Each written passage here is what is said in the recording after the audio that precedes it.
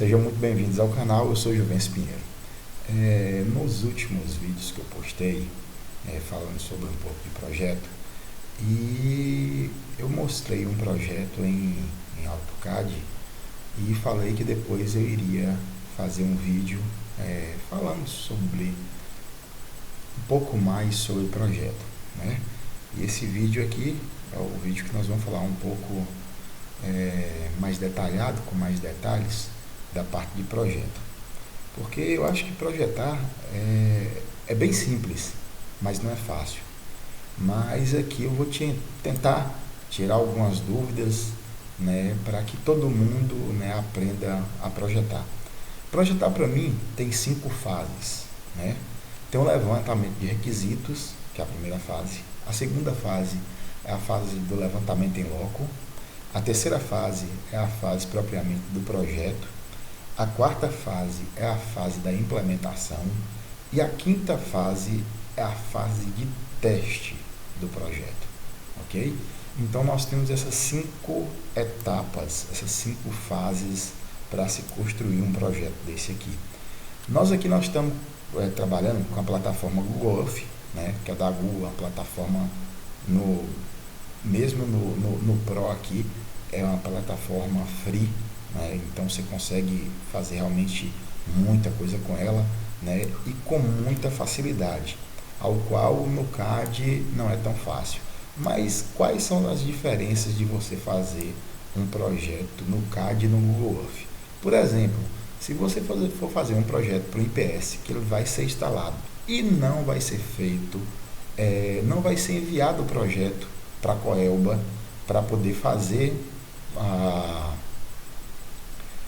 a sua regularização mediante a Coelba do posteamento, né? Então você poderia fazer no Google Earth, né? A qual a plataforma não é aceita pela Coelba. Na Coelba, se você for fazer da entrada na Coelba, da legalização da sua rede mediante a concessionária, eles só aceitam em AutoCAD, tá bom? Então, nessa plataforma do Google Earth, é só para instalação e para o próprio gerenciamento do provedor, a qual eu acho muito mais fácil, né? Ela tem várias possibilidades aqui que o AutoCAD na área de gerenciamento fica devendo, né, para o IPS, assim dizendo. Agora, se você for submeter para a Coelba, você vai ter que fazer no AutoCAD, tá bom? Então, eu deixei bem claro aí a diferença das duas plataformas. Eu, particularmente, prefiro projetar, se não for submeter a Coelba, geralmente eu faço no Google Earth, tá joia? Então, aqui agora eu vou falar um pouco, sem mais delongas, sobre a plataforma, vou falar um pouco sobre as fases do projeto, né? Nós vamos falar aqui agora da fase do levantamento de requisitos. O que é isso, Juvencio? Levantamento de requisitos. Gente, é a hora que você vai conversar com seu cliente, né? E levantar quais são as dores dele, né? Tipo, quantidade de clientes, de acessos, né, que ele quer na rede, o valor que ele tem disponível para investimento, que isso é muito importante, que não adianta você fazer um projeto todo rebuscado, um projeto muito grande, se o cliente não tem aquele recurso para poder investir. Então isso aí não seria legal, né? Então você tem que conversar com ele para você saber dimensionar corretamente o projeto. Então o levantamento de requisitos é muito importante. E nisso tudo aí, você tem que perceber as necessidades do seu cliente. Esse levantamento de requisitos é nada mais, nada menos que perceber e levantar as necessidades que ele tem para você colocar no projeto, ok? Então, no segundo passo, nós temos o levantamento em loco. O que é um levantamento em loco? Né? É o momento que você vai conhecer o trecho, né? Que você vai fazer o levantamento do posteamento, né, a qual é muito assim necessário em um projeto que você for enviar para a Coelba, porque lá vai ter que ter poste a poste, metragem de poste a poste, é onde que você vai fazer começar a documentar o seu projeto, porque a Coelba exige que tenha foto de todos os postes. O porquê isso? Porque de repente, em um trajeto desse aqui, né, vamos dizer, um trajeto desse aqui, nós temos já lançado 3 operadoras. Então você não poderia ser o quarto. Então você tem que tirar o seu, desviar para outro trecho para poder atender o seu cliente. Tá bom? O porquê disso? Porque para a Coelba existe 5 posições no poste, 2 acima da luminária e 3 abaixo. Essas 2 acima é de poder da Coelba, né?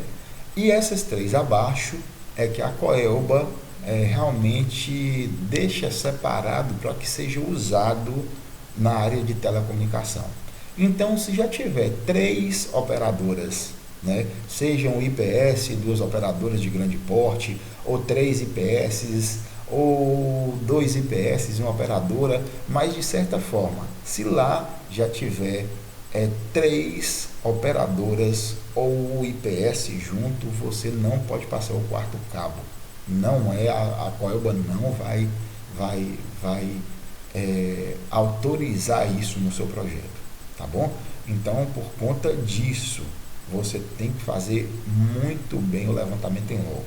O levantamento em loco também é aquele momento que você vai sair com a treina carrinho, ou você, ou um funcionário, ou uma empresa especializada para fazer levantamento em loco, que saiba fazer, né, que faça toda a documentação fotográfica dos postes, né, para poder enviar para a Coelba, que faça a medição do posteamento para poder colocar no projeto, que isso chama levantamento de PP, né?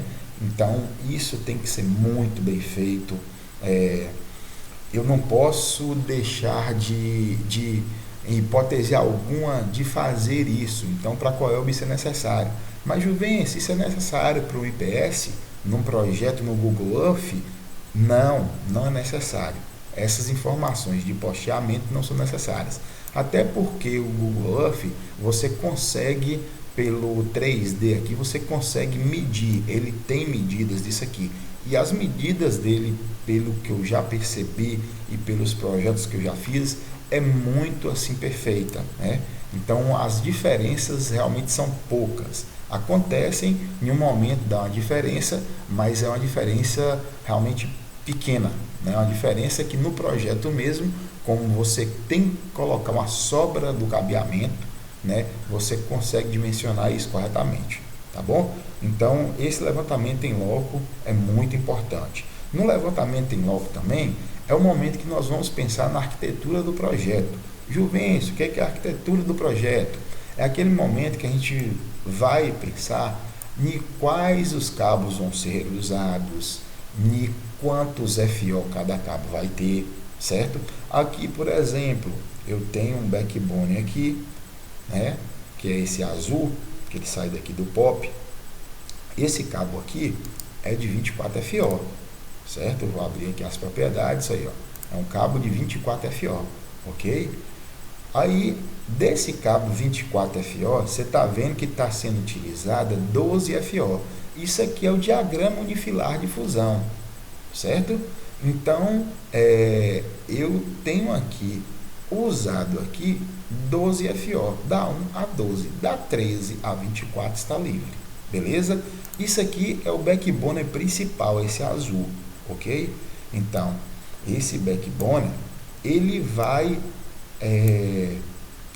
ter a função de ter toda a rede de splintagem primária nele. Então, eu só vou ter nele caixa de emenda óptica, beleza? Qual que é a caixa de emenda óptica que vai ser nele, Juvencio? Aqui, vou mostrar para vocês aqui agora. Caixa de emenda primária, que é essa vermelha, certo? O triângulozinho vermelho. O que que fica aqui dentro? Nada mais, nada menos do que a sua splintagem primária. Porque a sua splintagem secundária vai estar num cabo mini RA, que pode ser de 12 FO como esse e pode ser de 6 FO como esse, tá bom? Então, a sua splintagem secundária vai estar na onde? Vai estar na CTO. A splintagem secundária é de lá que vai alimentar o seu cliente, que vai sair o drop que vai diretamente para o seu cliente, tá bom? Então, isso aí está muito bem entendido. Aqui, nós temos aqui a atenuação da sua rede. Aqui é o cálculo de atenuação. O que significa isso? Juvencio, isso aqui significa que eu tenho uma OLT que está aqui, que está no POP, onde vai ficar afixada, né, que vai ser instalada a OLT, que a OLT é o sinal, o equipamento emissor do feixe de luz, do sinal, né, do feixe de luz, que vai ser enviado por toda a rede, né? Então, esse cálculo aqui é de acordo com a potência da OLT. O que essa potência da OLT pode ser? Né? Eu tenho aqui um OLT, por exemplo, de 30 ou 32 dB.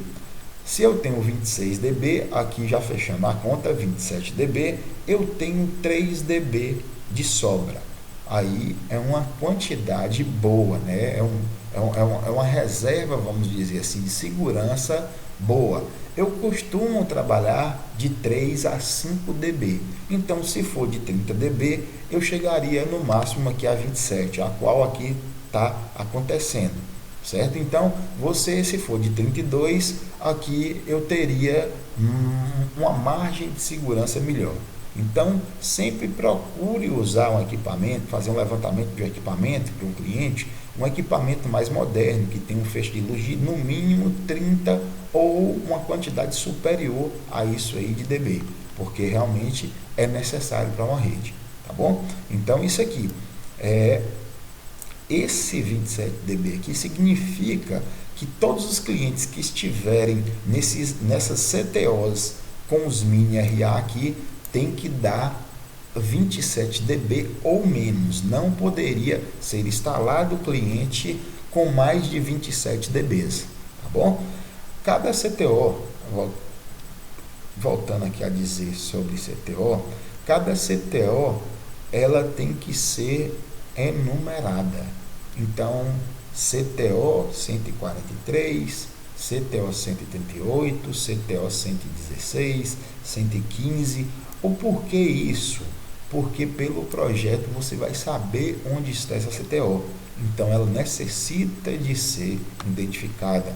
Toda rede tem que ser identificada com plaqueta, toda CTO tem que ter sua numeração, que seja com plaqueta ou impressa, colada na própria CTO, mas tem que estar identificado, para na hora que for acontecer a instalação, você ter condição de fazer, de identificar a CTO, em qual lugar ela está, para melhor atender o seu cliente. Assim também deve ser identificado as caixas de emenda óptica, né? As caixas de emenda primária, a CEP, caixa de emenda primária, certo?